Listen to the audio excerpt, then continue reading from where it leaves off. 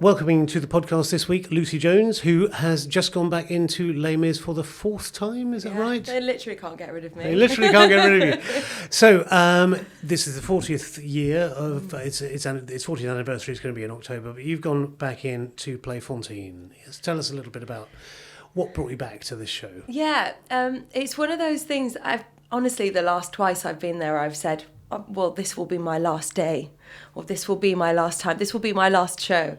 And then inevitably after about a week, I go, oh, it's just so good and I miss it so much. So when the opportunity has presented itself to me, I'm so very lucky that it has presented itself to me. I wouldn't even sort of consider saying no. I started my career at Les Mis when I was 18. I played Cosette. Yes. And it sort of feels like that's where they grew me up very quickly, and I learnt about the industry, and I always wanted to do musical theatre and I wanted to go to drama school, but I didn't get in anywhere. And the opportunity to audition for Les Mis came up. I booked the job some miraculous way, and that's where my training really properly began. Yeah. And so they sort of, stepped me through that year, and then I had a few years away and I went back after COVID then, and playing one of the older characters, obviously, Fantine. Absolutely. It feels like, can you sort of progress through Les Mis? I feel like you can. I'm hopeful that one day I'll go back and play Madame T. Yes, that's what I was thinking. The show's not going to go anywhere. It's a spectacular show, and it's lasted for a reason. Yeah. And I think what's really clever about it, and I could talk for hours about this, is how they've moved the show with the times. The last time I was in the show, I did the sort of new version for the first time. The time before that, they couldn't do the show, so they had the concert version and they got it up. And the time before that, I was on the Revolve and there was no percussion in the orchestra. It was the original version of the show. Right. It's moved on so much, even in the sort of 15 years that I've been involved in it.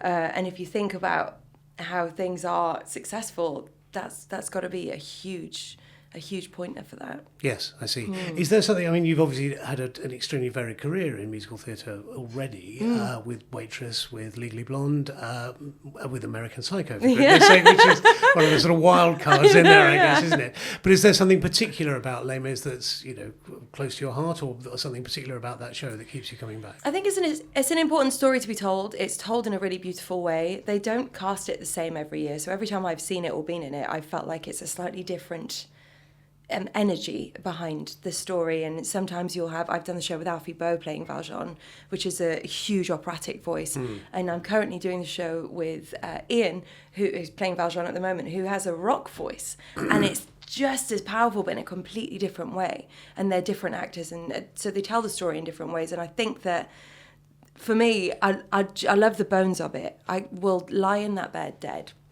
hearing the confrontation, and then boom, and now it's on electric guitar and there's like wow slides. I'm like, oh my god, this is so good.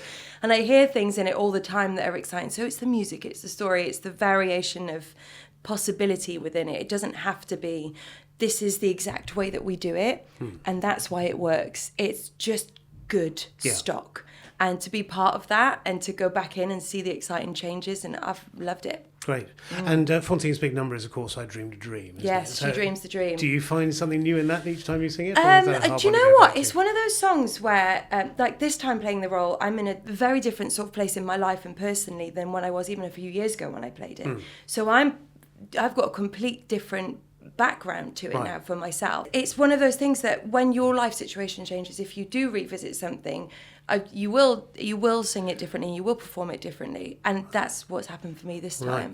You said you wanted to go to musical theatre, but most people probably knew you first through X Factor. Yes. Can you just unpack that a bit for me? Absolutely. Then did you apply to drama school and then completely, not get in and go to X Factor? Yeah, I went to all the auditions. I didn't get in anywhere. I got a provisional place on a 1-year course at a school, and the proviso was that I did some very intensive dance training over the summer before I went, because I'm not a dancer. Okay. I won't tell anyone. Thank you. I've been blagging it to this point. That's why I keep going back to Les Mis, because I don't have to dance. Okay. I can march, that's it. So I wanted to go. I auditioned in lots of different places. I had all these like big plans of going to drama school, or I went and looked at some universities as well, and I didn't get in anywhere. So I thought I'll take a year. My parents were sort of really supportive, and you can stay here, get a job, do a bit of travel, continue to do local amateur dramatics and things like that, and then try again. Yeah. And in that time, sort of at the start of the summer of the year that I was going to take out, I auditioned for the X Factor. Never thought in a million years that I would be one of sort of 10 people at the end in those live shows. Yeah. But I'd been to audition for it before. I loved the show. It was back when it was, you know, the biggest thing on the TV. The night that I got kicked off the show, I was in the bottom 2 with an act called Jedward. Yep. Who lots of people still remember colloquially, or they know them because they still work. They do it's a lot a sort of of stuff. folk memory of Absolutely, Jedward, isn't it? yeah, Yes. it's one of those.